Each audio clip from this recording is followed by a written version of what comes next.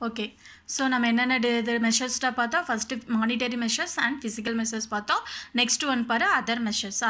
should be classified into two category one is the short term measure and another one is the long term measure இப்போ short டேர்மில் what are the measures should be taken by our government அப்படின்னு பார்க்கலாம் to control inflation okay so it can be in regard to public distribution of scarce essential commodities through the fair price shopping okay வா so இந்த மாதிரி சிச்சுவேஷனில் government என்ன பண்ணுவாங்க அப்படின்னா okay so inflation சிச்சுவேஷனில் ப்ரைஸை control பண்ணுறதுக்காக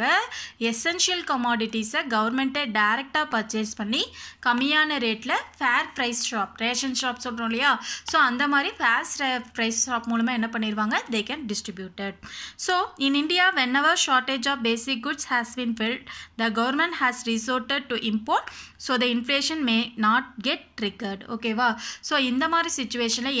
எப்பப்பெல்லாம் இந்த மாதிரி சிச்சுவேஷன் அரைஸ் ஆகுதோ ப்ரைஸ் வந்து எஸ்பெஷலி எசென்ஷியல் குட்ஸோட ப்ரைஸ் அதிகமாகுதோ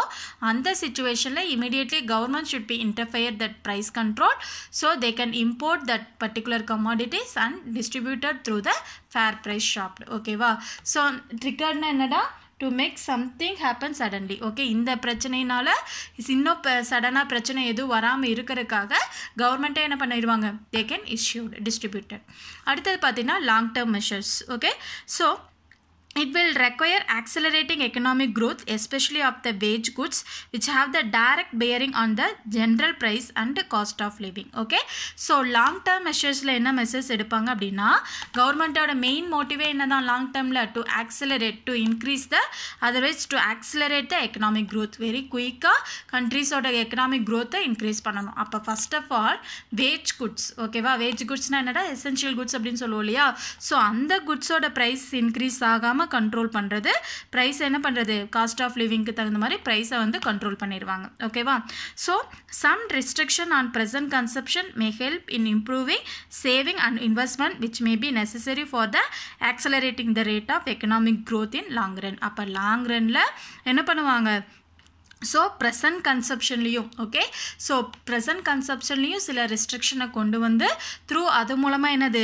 சேவிங்ஸையும் இம்ப்ரூவ் பண்ணி சேவிங்ஸ் இன்க்ரீஸ் ஆனால் தான் இன்வெஸ்ட்மெண்ட்டும் இன்க்ரீஸ் ஆகும் so savings and also the investment அந்த ரெண்டையுமே இன்க்ரீஸ் பண்ணி கண்ட்ரீஸோட எக்கனாமிக் க்ரோத் லாங் ரனில் இன்க்ரீஸ் ஆகிற மாதிரி government taken the long term measures ஓகேவா ஸோ இந்த ஸ்டெப்ஸ் எல்லாம் தான் எடுத்து கவர்மெண்ட் என்ன பண்ணுவாங்க they can control the inflation situation are you கிளியர்டா ஓகே அடுத்த டாபிக் பாரு meaning of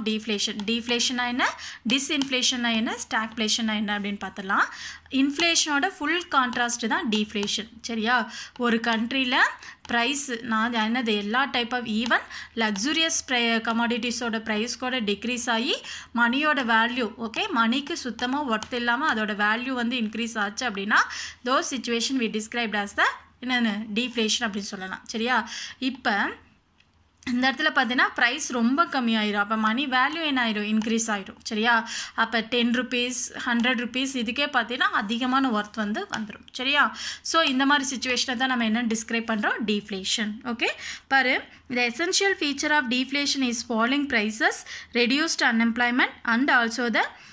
reduces money supply and creates the unemployment okay so இந்த deflationோட main situation என்னடா price வந்து ரொம்ப decrease ஆயிரும் countryல பார்த்தீங்கன்னா money supply ரொம்ப கம்மியாக மாறிடும் so money supply கம்மியாகிறனால production affect ஆகி it creates the unemployment problem ஓகேவா so இதை தான் நம்ம என்னன்னு சொல்கிறோம் deflation அப்படின்னு சொல்லுவோம் சரியா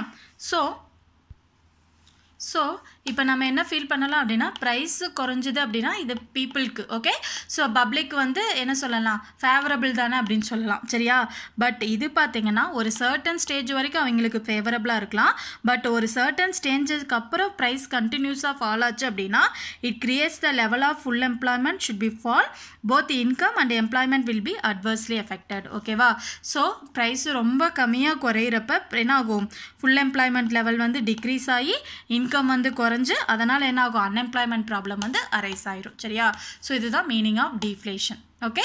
மீனிங் ஆஃப் டிஸ்இன்ஃப்ளேஷன் அப்படிங்கிறது இது ஒரு அட்வர்ஸ் என்ன சொல்லலாம் கான்செப்ட் அப்படின்னு சொல்லலாம். So disinflation may be defined as the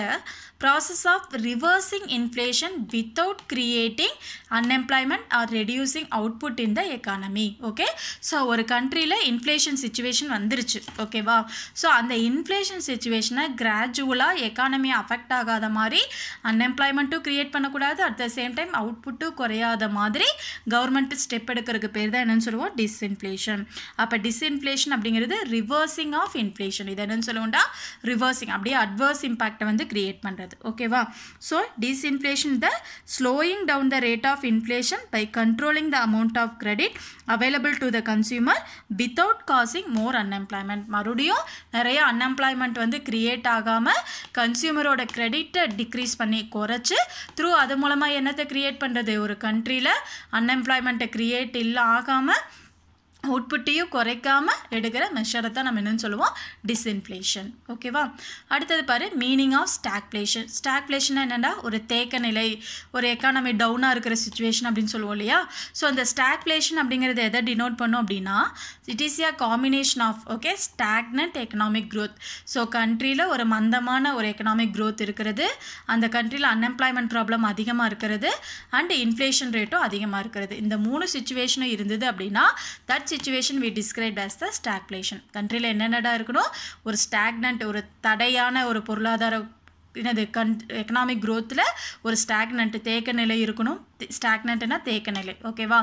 unemployment அதிகமாக இருக்கணும், இன்ஃப்ளேஷன் அதிகமாக இருக்கணும். இந்த 3 சுச்சுவேஷனும் இருந்தது அப்படின்னா that situation we described as the stagflation situation. ஓகேவாடா.